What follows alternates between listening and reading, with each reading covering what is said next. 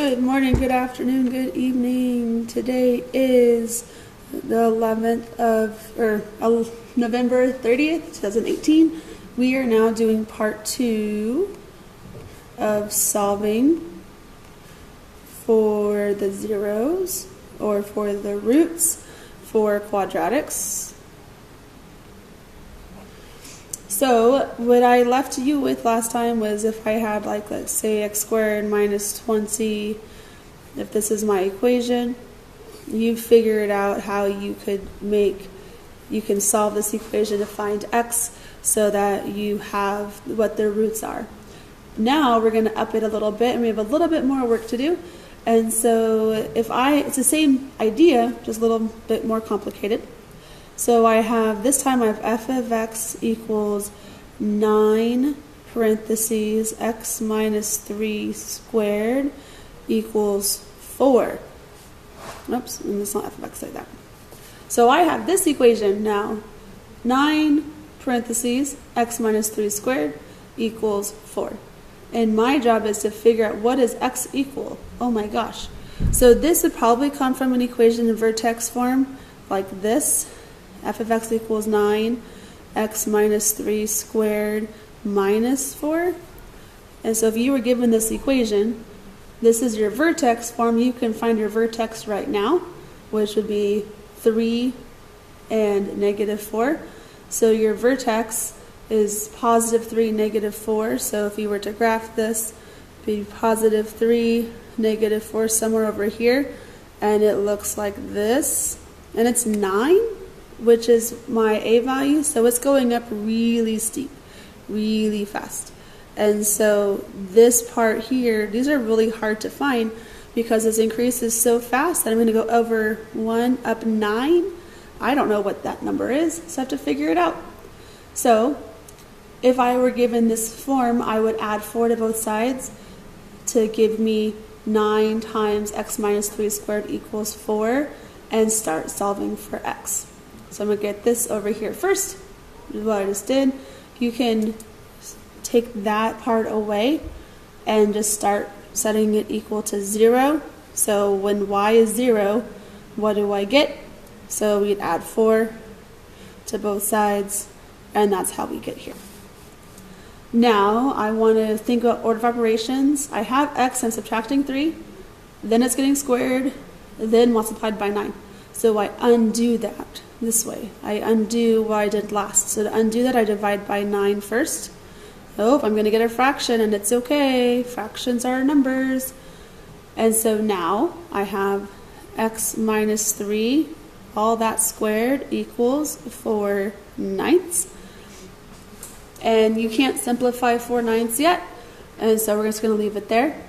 Same thing as before, undo squaring by doing the square root and the square root of the fraction. Oh, and remember it's the plus, so we have x minus 3 equals plus and minus the square root of 4 ninths, because we have a positive solution and a negative solution. And now before we continue, we want to get rid of the square root because we can, and it's going to be easy. So there's a rule that says that the square root of a fraction equals, so if I do this, that equals the square root of the numerator divided by the square root of the denominator. So I can spread it into both of those numbers. And these are perfect squares, so x square root of 4 is 2, and the square root of 9 is 3. So I can come back here and say x minus 3 equals plus and minus 2/3. A little bit less complicated than that. And now I actually have a fraction to work with. 2/3 is still irrational because it's not irrational, it's a repeating decimal. And so I can use this number for an exact and then use the calculator to figure out what this is when I do the division. So I'm still not done though. I want to know what x is. So I'm going to undo that minus 3 by adding 3 to both sides. And so that means I have x equals plus or minus plus a negative 2/3 plus 3. I can't combine those because that's their fraction and that's a whole number. But what I can do now is I am adding and subtracting at the same time. This is positive and negative. This is a positive 3, so I'm going to rewrite this to be 3. And then this is positive and negative, which acts as plus and minus 2/3. So I need to figure out what those numbers are now, though. So if I do 3 plus 2/3, then that's pretty easy. So I have my two solutions. I have x 3 plus 2/3 is just simply 2 2/3. And then 3 minus 2/3 is going to be over here, minus 2/3. And so we know that's going to be a whole number has to be taken away, so it's 2. And then I only have 1/3 remaining. So those of you with fractions that need a little bit of explanation, I'm sorry, there you go. I have 3 and they're into thirds because that's thirds, and I want to take away 2/3. So I'm going to just take away 1/3, 2/3. They're getting rid of that, and what I have left is 1 whole, 2 wholes, and 1 more third left. So this and this are my exact solutions. They are both a solution. So if I were to look at my graph, going back here, the smaller one, the one closest to 0, this number right here is my 2 1/3. And this number over here is my 3 2/3. Those are my solutions, or my roots. There's no way I would have been able to figure that out if I were to estimate what that was. And so as long as you know that much, you can then just use your calculator, and 2/3, if you go on your calculator, 3 and the fraction button is, oops, not that one. This is their fraction button right there. And so if you go 3 fraction button, 2 fraction button, 3, that's the whole number, 3 2/3. And then that shows you right here is 3 2/3. So that could help you simplify if you ever need it to. But 2/3, we can do 2 divided by 3, and that gives you this long thing, which is, I estimate as about 67 hundredths. And so x here is about equal to 3 67 hundredths. And then 1/3, you can find that by just doing 1 divided by 3, which gives you 0.33333, otherwise known as about 34. So this would be x is about equal to 2 34 hundredths, about equal to. So those are my solutions to knowing where this equation up here that was given in vertex form crosses the x-axis. Those are my roots to this equation. So right now, I want you to, I'm going to flip the page. I want you to pause the video and look at these notes. What did I do? Again, I added 4 over here. So I made this equal to be 0. I added 4.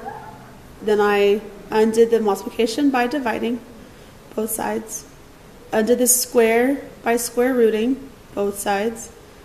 Then remember I have plus and minus both. So I have x minus 3 equals plus and minus, or positive and negative, square root of 4/9. Then I went over here and I reminded you or told you when I have a fraction, it's the same as square rooting the top and the bottom, which gave us the 2/3. So then I brought that back over here. Add 3 to both sides. And so I have the positive and negative 2/3 plus 3. Rewrote it this way. And then I have the two solutions. This was actually my x equals 3 plus my 2/3. And this was my 3 minus 2/3. That one combines easily. This one, just do the subtraction. And there you go. So that's what I did there. So right now, I'm going to flip the page, and here's the question for your quiz.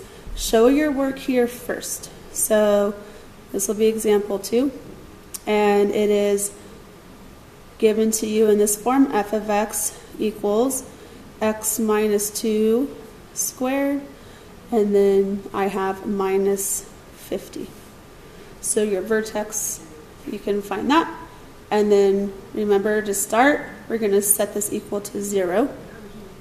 X minus 2 squared minus 50 equals 0. Now, do your work to simplify. Pause the video. The quiz is going to pause it now.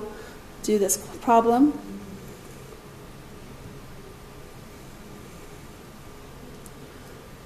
Okay, so you should have already have this done. Now, I'm going to solve it and see how you did. So, first I want this to go on the other side. So I have x minus 2 squared, and then I'm going to add 50 to both sides. So that equals 50. I want to undo my square root. There's nothing here to divide by, so I'm not going to do any division. So I want to undo the square root by undoing square by taking the square root. So that gives me x minus 2 equals, and this is the positive and negative square root of 50. Now I want to undo the subtracting 2 by adding 2. So that gives me x, there's a 0, equals, and I'm going to put this 2 first, and then plus and minus root 50. I know the square root of 49 is 7, so I know this is going to be 7 and a little bit more than that. And so at this point, I can simplify 50 using the radical work. So 50 is 5 times 10. 5 is prime. 10 is 2 times 5. So when I plug that into my radical, I get 2 times 5 times 5. These 5s make a pair. They come out, and I have a 2 left over inside. So this is what that simplifies to. So I'm going to rewrite this as 2 plus and minus 5 root 2. So now I have 2 solutions. So I'm going to go x equals 2 plus 5 root 2, and 2x equals 2 minus 5 root 2. So now I have 2 solutions to work out. You can use your calculator, and I'm going to go back to doing the square root of 50, because it's easier to calculate, equals 7.071. And if you want to check that we simplified it right, 5 times square root of 2 gives me the same thing. So this is going to be x is about equal to now 2 plus 7.071. And on the other side, this is about equal to 2 minus 7.071. Now, let's do that calculation. So 2 plus 7.071 equals x is about equal to 9 and 71 thousandths. And on the other side, I have 2 minus 7 and 071, which gives me x is about equal to negative 5 and 71 thousandths. And so this is going to be what my roots are for this equation that is in vertex form. If you wanted to multiply that out and get your standard form, you could try. It wouldn't be very easy. It's much easier to calculate it this way. Or you'll learn the quadratic formula, which you can use also if you get standard form. So I hope this helps a little bit. Let's think about what our graph looks like, make sure that makes sense. In vertex form here, my vertex is, what makes that 0 would be 2, comma, negative 50. So I'll draw it up here. 2 is like here, and negative 50 is way down here. And so if I come up, it's going to look something like that. So it makes sense that this would be a positive. So this is going to be our 9 and 71/100ths. And then over here, this is my negative 5 and 0.71 And so this definitely, if my axis symmetry is here, these distances, I think I just drew it weird, but should be the same distance. And so if you were to do this on Desmos, you would see this as the same distances apart. Okay, so this, remember right here, this is the number 2. And so this distance, if you do the calculations, will be the same as this distance. I just drew it weird. So I hope this helps you, and good luck.